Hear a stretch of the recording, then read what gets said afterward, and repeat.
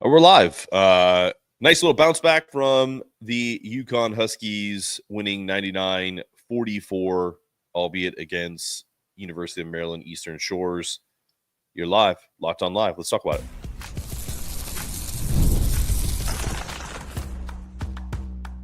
You are Locked On UConn, your daily podcast on the UConn Huskies, part of the Locked On Podcast Network, your team every day.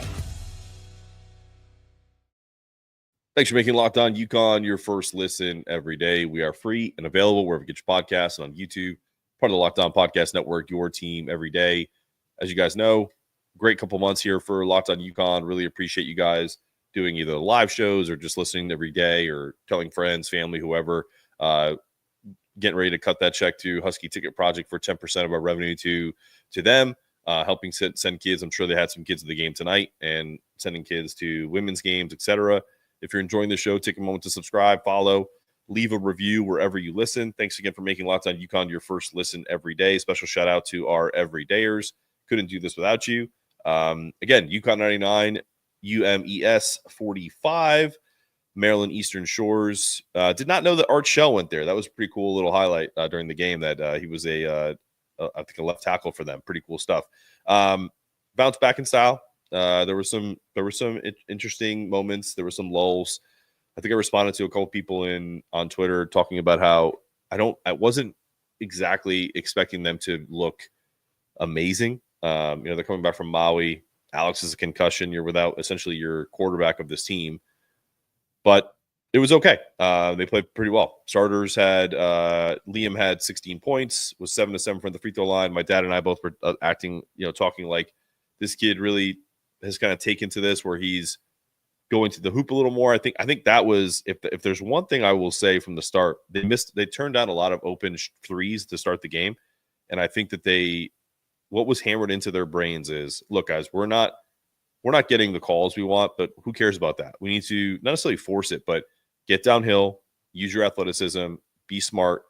You don't have to always shoot the three if it's open, especially when we talk about, we haven't even really dove into some of the guys maybe having some shooting issues because they're shooting when they're open versus shooting and hunting spots that they're efficient at, right? That's one thing that we learned about this offense when they were talking about this last year with that Michael Cohen piece about how this team really works on analytics. So if you're a top of the key 3-point shooter, you're always trying to find that spot. Like Solo is always trying to find those little wing threes, not necessarily corner threes. And it seems like he shoots the best percentage there. So these are the things that I think that they're trying to hammer in, that, it's the little details. So that's why we're seeing a little bit of a struggle. Jalen Stewart had 16 points as well, was super efficient, 4 of 7, 7 of 8 from the free throw line, had 7 rebounds and had 3 assists. Samson was perfect from the field. So would like to see Terrace starting, but if this is the Samson Johnson we get for the rest of the year, I can live with it. He had 2 blocks, 2 steals, did not have a ton of fouls, which is, a very good sign, because it really doesn't matter who Samson Johnson plays. He fouls a ton. Solo ball, 12 points, was 2 of 5 from 3. I thought he showed a little improvement on defense. I still think we're getting beat off the dribble quite a bit by guards that are not as good. So that is that's probably the only thing that's disconcerting to me about this is the defensive effort from the guards. But bench impact, Jaden Ross, 10 points, 10 rebounds, added 3 assists. Terrace Reed, again, dominant on the glass, 12 rebounds, 10 points. Aiden Mahaney, probably his best game, 11 points off the bench. I thought he did a better job. I still want to see him be more aggressive, but I thought there was a little bit more of that today. Overall, they shot 54% from the floor, 92% from the free throw line, and had 48 total rebounds, 11 offensive, 23 assists. I thought was a nice improvement from the last game against Dayton, where it was a lot less. Really kind of, it's one of those things where it's tough to evaluate coming against a team that's literally the worst or second worst team in college basketball, as far as Ken Palm is concerned. But regardless, all right, we got some people waiting in the show, including my co-host Dan. So I'm going to take a break and do the only large ad of the program. And then when we come back, we'll bring Dan in and get some folks in on the show.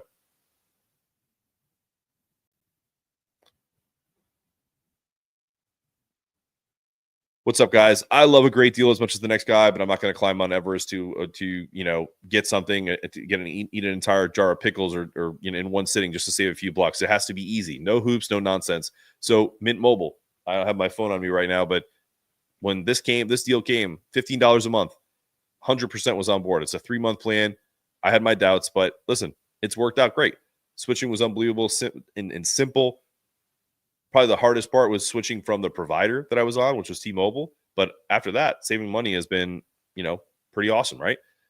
So all 3-month plans are just $15 a month, including the unlimited plan. Every plan comes with high-speed data, unlimited talk and text delivered on nation's largest 5G network. You can even keep your phone, your number, all your contacts, no headaches, no just savings. So get new customer offer. You get a 3-month premium wireless plan for just $15 a month. Go to mintmobile.com/LockedOnCollege. That's mintmobile.com/LockedOnCollege. Cut your wireless bill to $15 a month at mintmobile.com/LockedOnCollege. Up $45 upfront payment is required. New customers on the first 3-month plan only. Speed slow, above 40 gigabytes on unlimited plans. Additional tax, fees, and restrictions may apply. See Mint Mobile for details.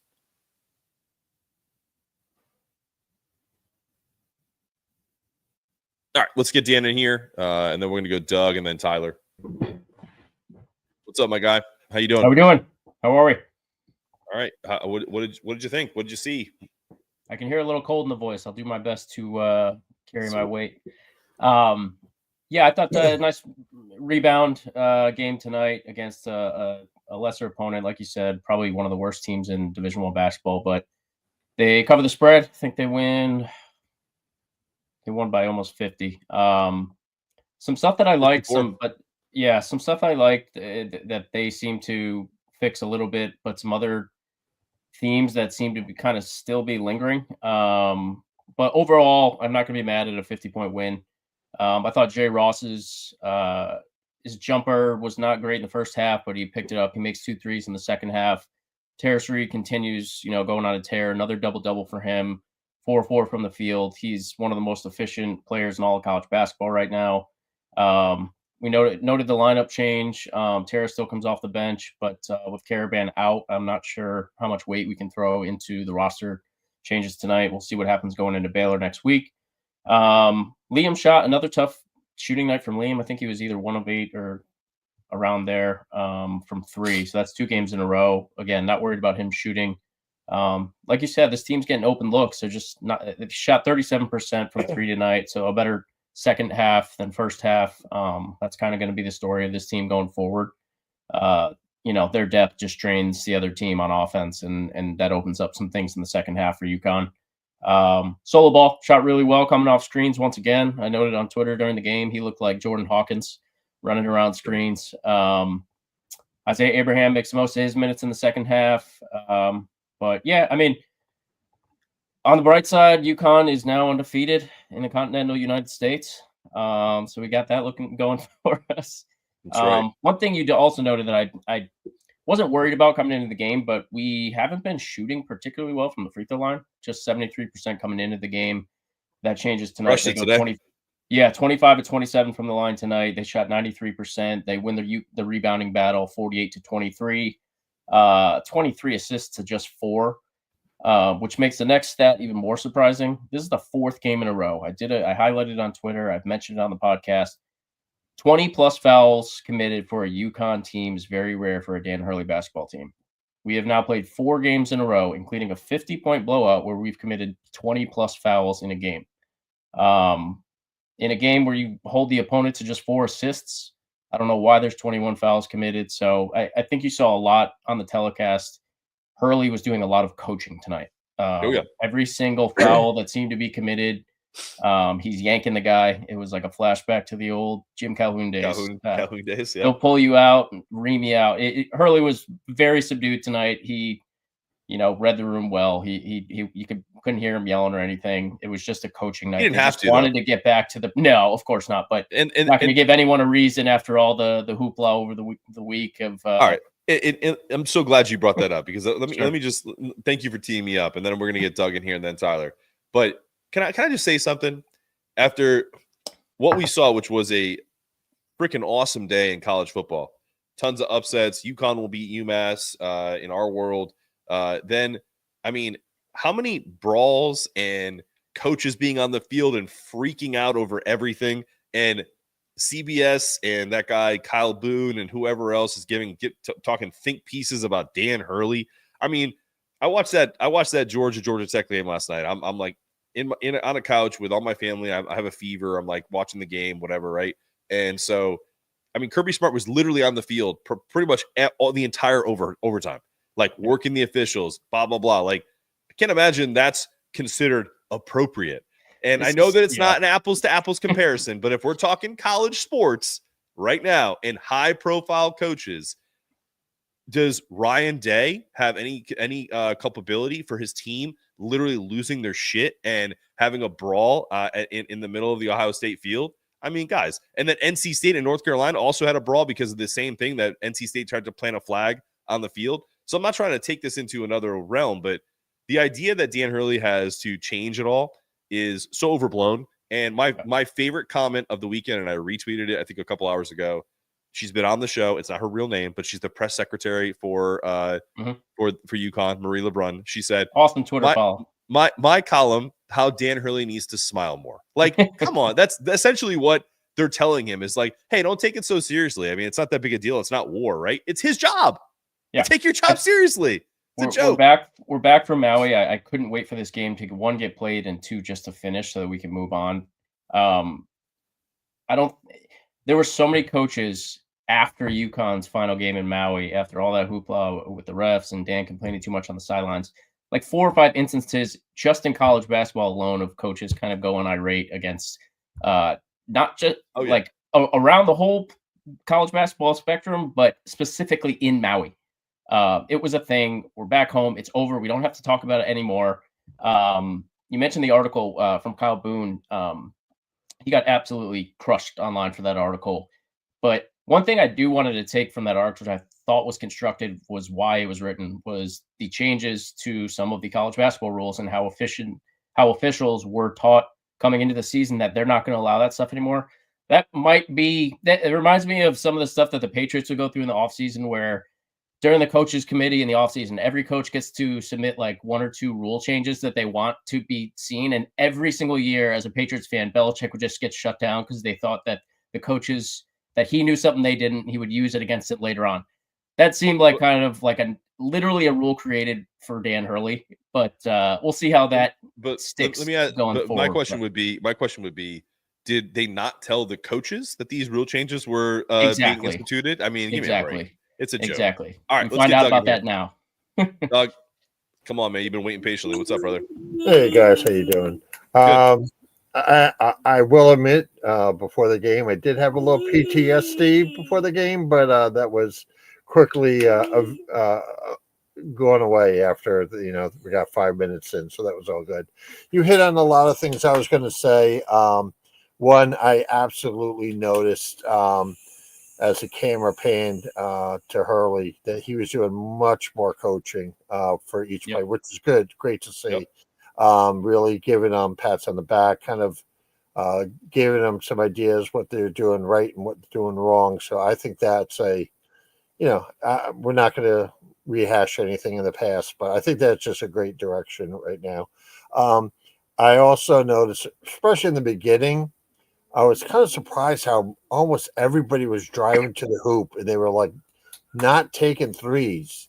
I don't know if that was planned by Hurley and the staff to maybe let's get some work on driving to the hoop a bit, but that was very noticeable to me. Do you think honestly? I think it's a great point. Do you think that was? I said it to my father. I think that was obviously the directive of this team. The coaching staff clearly said to them, "Hey guys, we know we want you to shoot, but we're not shooting enough of these essentially like where they consider quote unquote hot spots, like where each of these guys is really good at." So I think they gave up some open threes to get better looks, and it helped because they got to the free throw line more, and then they just were more efficient today. I think that was the directive from Dan and the staff. Yeah, that was the most free throws they've shot all year, so it seemed like a concerted effort to really push the issue and be the more aggressive team. You got to smack. I think UConn throughout this season, through 6 or 7 games, they've started slow, whether that be through sloppy play, some guys just trying to do too much, being a little hesitant and trying to make that extra pass and getting sloppy with the ball. But there was a little bit of that tonight, but I think coming into tonight, they seemed to really just kind of take a deep breath, tried to reset and work on some things and have some teachable moments, which was evident on the telecast. Yeah, and two other quick things here.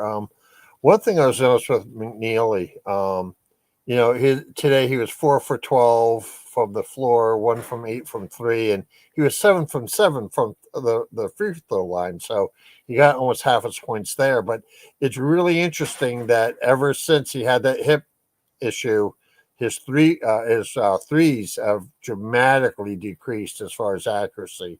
I don't know if that's still lingering. I don't know if maybe I'm reading too much into it, but it's just kind of ironic or whatever. It's something to take note of. He was dunking in the layup line before the last game in Maui, but he could still be nursing some things. I don't think that even if he sat tonight, if he was ailing too badly, they probably would have been fine. But I'm not worried about him. He's such a pure shooter.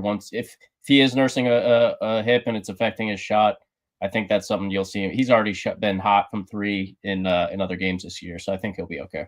Yeah, something to take note of. And the last thing I got is, to me, I know he's not the prototypical point guard that Danny wants. He wants a very tall, 6'8" point guards. But man, Noel looked good tonight. He looked like a point guard. He looked like he was bringing up the ball, looking for the people, dishing out to the right people. To me, you got to start him. And bring Diarra off the bench. I think that's where he's more comfortable coming from. So we'll see what happens. Could be headed that way. Was excellent as a point guard tonight. Awesome, man. I appreciate you, Doug. All right, let's bring in Tyler. What's up, Tyler? Guys? I got my Exit 68. There it is. There it is. Hang on. You got it too? Let's go. Let's rock and roll, baby. We're live. Yeah. I love it. Yeah, no, I feel like as an analyst, I've been humbled by Maui. So I don't know. I feel like it's hard to take much from this game. Obviously, it's nice to see him come out and win a big one. Kind of picking up what that guy said. I really like Noel. I mean, I remember watching his YouTube videos and just thinking like, yeah, this is gonna be my guy. And yeah, he just looks comfortable out there. Like this is natural point guard. I think Diarra is just like a natural, just like he wants to attack the rim. You can tell there's so many times that he does attack the rim and it drives me nuts. And there's other times you can tell he wants to attack the rim and he does hold back. So I do think Noel is a more natural fit in like the starting role and bring Diarra in to be that kind of change of pace. But I don't know if that's ever going to happen. I think. Go ahead. I was just going to say, similar to what you said about Diarra coming off the bench, I think he's probably more at this point. He's been doing it for 3 years for this team. Coming off the bench, he might just have that like a closer in baseball mentality. Like you're going to come in and just go balls to the wall for 15, 20 minutes and try to push the issue, attack on defense. You got fresh legs the whole game. You're not going to be gassed playing 30, 35 minutes a game like a starting guard would be anywhere else. So I think he comes in. He looks to come into the game with that mindset. Right. I was surprised to see Sampson starting tonight. I just thought that we would see what it's like starting Reed, and I don't quite understand what's going on there. But I mean, I think we'll find out next game. Do you guys agree though that even though again to Tyler's point that this was Maryland Eastern Shores and all that stuff, it was still nice to see Sampson playing probably his best full game with no fouls. You can still feel like me and my dad are sitting next to each other going, don't reach. Like, you know what I mean? Like still some of that like itchy trigger finger from Sampson where every once in a while he tries to sneak his hand in the cookie jar. Terrace does it too. But like outside of that, I mean, I thought he did a good job. Like a couple points, like, like where he was just like, all right, I let a guy, make a layup on me, but it wasn't like he's not trying. Like, you know what I mean? Like, I feel like Donnie Marshall, who I have my issues with as far as being an analyst and especially being a UConn guy, made a couple good points that this team, in particular down the stretch when they were up by 100, was still kind of in that mode of they don't want to, disappoint Dan Hurley. Yeah. So they're trying too hard versus like their best ability is availability and not to get a million fouls, so he has to take them out. So, play hard, but don't foul. Like essentially, Mhm. like that should be the mantra. And I think Samson took that to heart tonight. He had a couple great blocks. I thought the weak side help on Samson going for blocks was a lot better tonight. The reaction to that, Jaden Ross was everywhere. He had 10 rebounds. He didn't shoot it great, but he made a couple threes towards the end. He was 4-6 for the game. He actually finished right. pretty So good. he missed early. So yeah, I mean, Yeah. he hasn't been shooting it. I think you tweeted out something like where he was only shooting like 4 of his 20, last 24. 23, I think 17% coming into the game.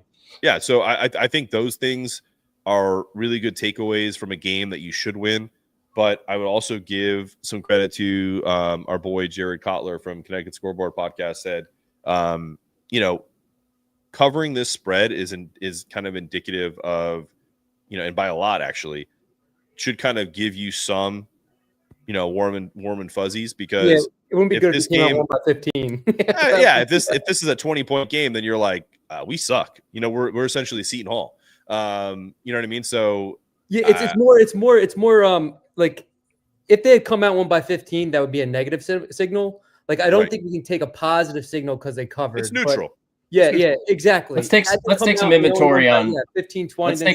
Let's take inventory on where we are right now through these games. They have beat the living pulp out of all the teams that they should have beat badly. And then they lost 2 games by 3 total points in Maui. The last day in Maui was awful. That is a really bad loss. Yeah. It is what it is. That's a bad loss. Tonight, between Samson and Terrace Reed, 7 of 7 from the field, 16 rebounds, 5 blocks, 5 steals, 4 blocks. They're perfect from the field. It's as efficient as it's going to get. So going into the biggest game of the season thus far against Baylor at home next week, they kind of reset some things, get some confidence churning back in the right direction. Dan Hurley knew exactly that was the game plan coming in tonight. And I think that if that was the plan, just trying to reset these guys' brains before going into a tough stretch of the schedule, get some confidence back, they accomplished that. Yeah.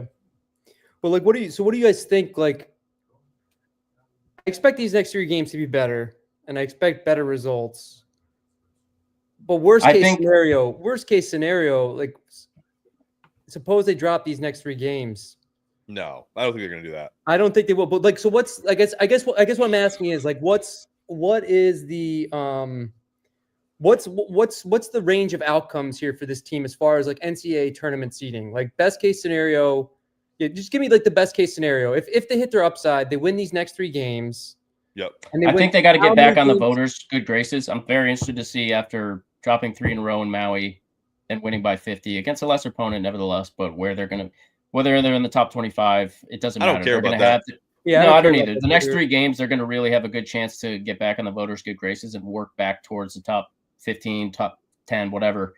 One thing I'm going to take really close note of, I think all of the kind of overplaying, trying to do too much is almost a product of playing against some of these teams that are just so inferior to you that you have the chance to make it. There's too many chances for them to be making these dumb plays and making those extra passes, and some of those forced plays might not even be there against teams like Baylor and Gonzaga. So these guys might have a chance to just kind of relax and just play hard and not have to think too much where some of those mistakes might be happening. Right. And we also have to realize that they've lost 2 of those games by a collective 3 points. 3 points. Yeah. And I do think like they got beat by Dayton, but Dayton looked like a decent team.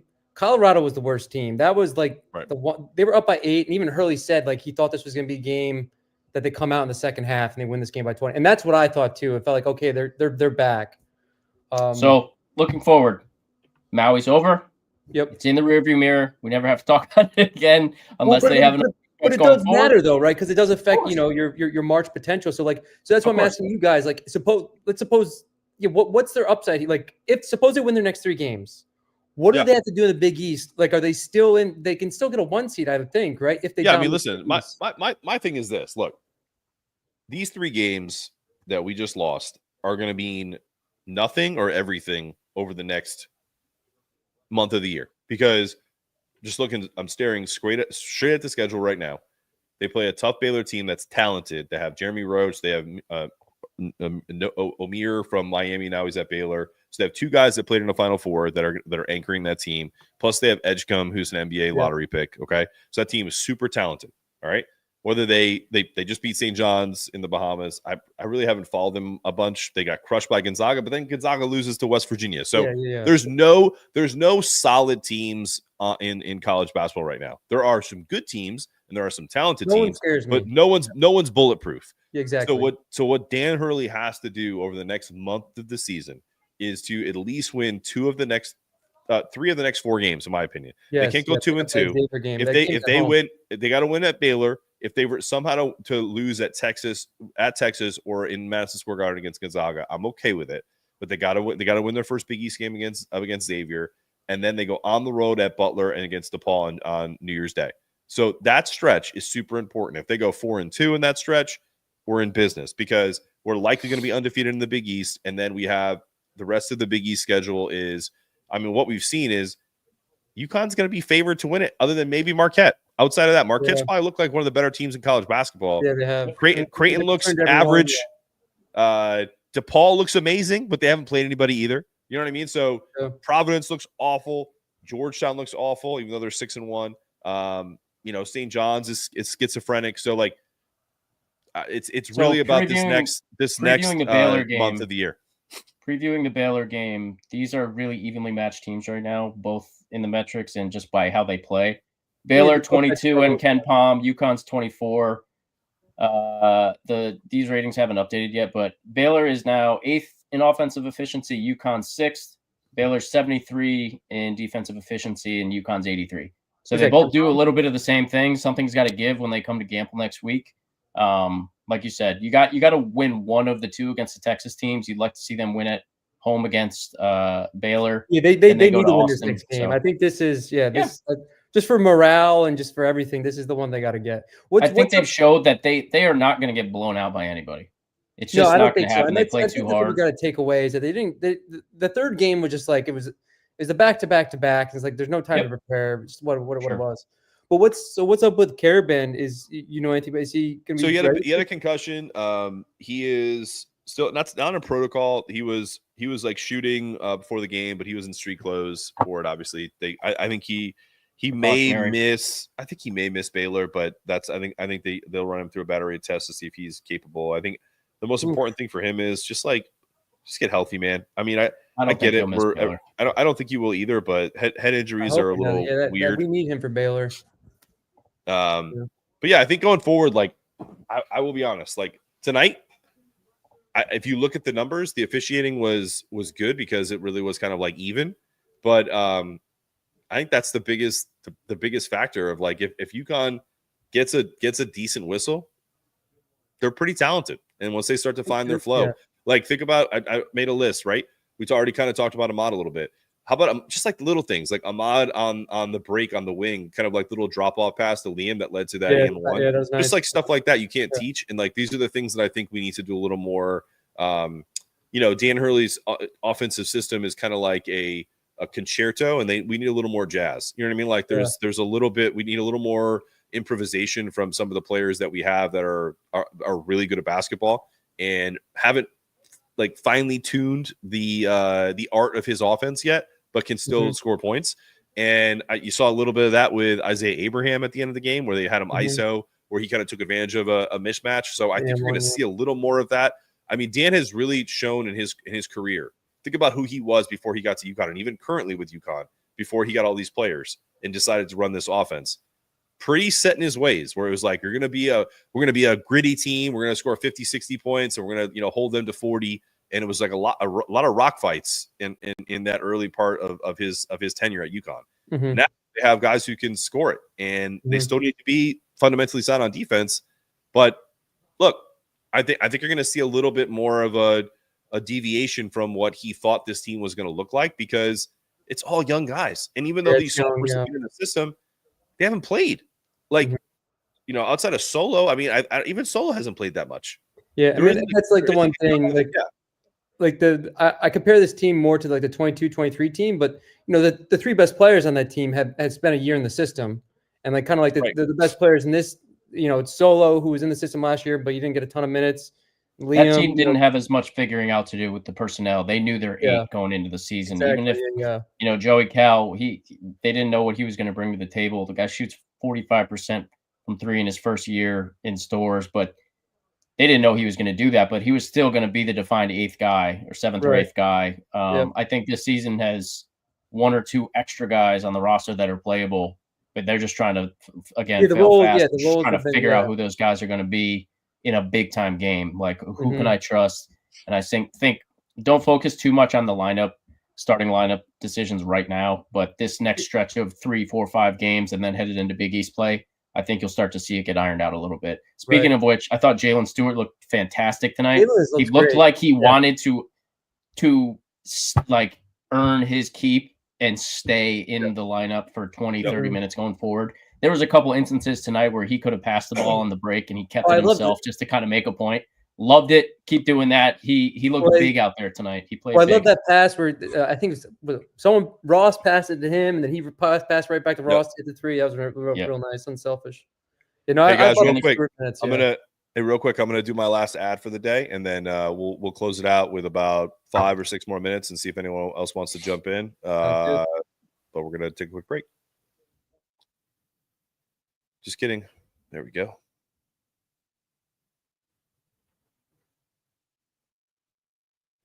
What's up, everybody? Get ready to tackle the NFL action with FanDuel, America's #1 sportsbook, because right now new customers can bet $5 with $150 in bonus bets if you win your first $5 bet. So when you get a hunch in the middle of the game, you can check out the latest stats, view live play-by-play, and so much more on the same page where you place your bets. Just visit FanDuel.com to join today. You get started with $150 in bonus bets if you win your first $5 bet. That's FanDuel.com. Never waste a hunch and make every moment more with FanDuel, an official sports betting partner of the NFL. All right, boys, let's get you back in here. I feel like I sound like I don't know if you're Friends fans or if I'm just old right now, but I feel like there's an episode of Friends where she gets a cold and she sounds real bluesy when she sings, and so she's like trying to take everyone's germs for the rest of the show to keep herself sick, so she sounds better when she sings. I feel like I got some people sick in my household too. It's going around. So. Yeah, I feel like I sound like a young James Earl Jones right now. It's I have a deep voice, but it's not this deep. But yeah, I think, listen, guys, we're gonna get Steve and Silky in here for a second, but before we do, last thing I'll say is Ahmad was great. I thought Samson and Terrace, nice little combo today. I want to see that flipped a little bit. I think what Dan is doing is essentially, we talked about this on the last show, that he's not trying to crush Samson's confidence and say, hey, man, you're done. And so Liam is Liam. Whether he gets his points at the line or at the 3-point line, he's going to be fine. He's a pro. Tyler, your point, Jay Stu looked fantastic. Jay Ross really stepped up in the second half. 10 rebounds tonight in not a ton of minutes. And in Isaiah Abraham, shoosh, that kid is going to be a good one. Good. He's going to be a good one. And I got to give props to Aiden. I mean, Aiden sat his ass on the bench for a long time in this game, at least the first 12 minutes of the game, and then he finished 11 points when he got his opportunity. He made 1 3. His shot still doesn't look fluid yet, but you know what? You don't score 1,000 points in college basketball by being a terrible player. So he's got some stuff he's got to figure out, but he's getting close. All right, Steve, get in here. Where you at? Nope, his mic's not on. Silky, what you got? Nope, this one. Yep. Am I on? Am I on? Yeah. Gotcha. What's up, guys? How you doing? Good. I gotta see Terrace start at some point. I'm tired of it. I gotta see it. He averages a double every game. I was at the XL Center today. I need to see it happen. He's a double machine. I think he can get 20 and 10 every game. I liked Isaiah Abraham's minutes a lot, actually. Yep. He looked very versatile out there, and they finally played a big lineup, which I like to see as well. They had a lot of forwards out there, like 6'7" throughout 1 through 5. They weren't doing that a lot before. I think it was a lot of experimenting stuff before their next big 3 games coming up for sure. Yeah, I mean, if you look at the minutes, they just put them up. If we run through it, we got Liam played the most, 27 minutes. So all the thoughts about his hit pointer, I think he's fine. 27 minutes. Jay Stu had 24. Jaden Ross had 25 minutes off the bench. Samson played 20. Terrace played 17. So I like to see that flipped. Whether Terrace starts or not, I could care less. If this is what Dan Hurley wants to do, and he feels like Samson's earned it, and that won't crush his confidence. It might not be something about earning playing time. They just might want to play a certain way to start the game. Right. Well, what I mean by that is player profile wise than Samson. They play a little faster when Samson's on the court. Yep. And Terrace is so efficient, and Marks is he makes his money when he's in the game. He doesn't need a whole lot of minutes to fill it up. They might like that efficiency. I don't know. We'll see if that changes at all. And then same thing with the guards. It was evenly distributed. Solo played the most, and then you had Ahmad had 17 minutes, which is great. It's his most minutes of the season. Had 5 points and 5 assists. Fantastic numbers for the freshman with only 1 turnover. Aiden had 11 points and 4 assists. Again, only 1 turnover. So again, good efficiency from the guards. Hassan was a little off. He had 6 points. Still had 5 assists. Lob plays tonight. He found a lob plays from him a couple times.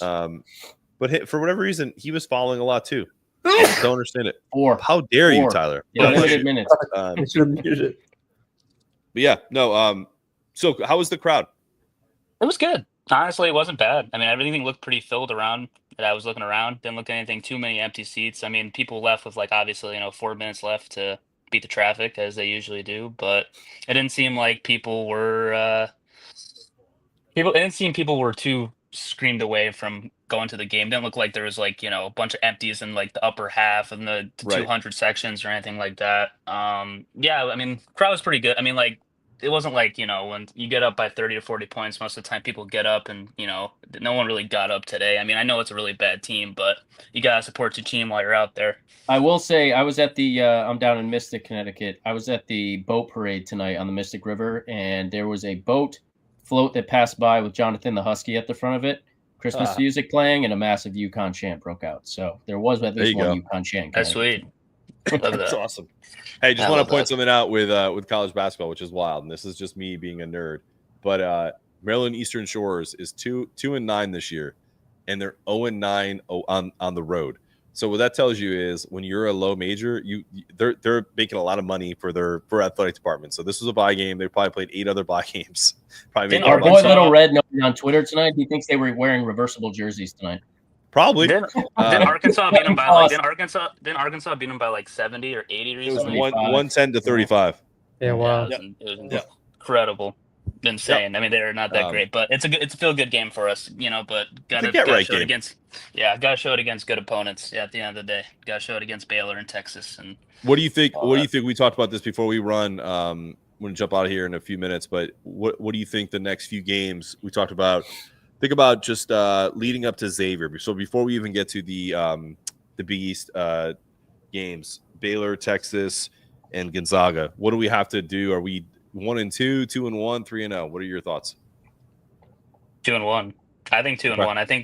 I think we definitely can beat Baylor. I think it's very similar how we play. As we talked about earlier, the KenPom stats. I think it's very similar game. It's kind of a toss-up. I honestly think it's depending on who plays better. I think we do beat Gonzaga because we have that MSG kind of like a home for us. Texas away, I don't know. I mean, we could go 3-0. It just depends on. I think it depends on the guard play and defense guard play. It really does. See how much they improve in this next 2 weeks and see how much. Because I agree with you, Mark. There's a lot of getting beat by the dribble and they have to foul because they have to. Because they're getting beat off the dribble and step. You gotta be in front of the guy. You can't let him get by you, or else you have to foul him. That's why the 21 fouls were coming out.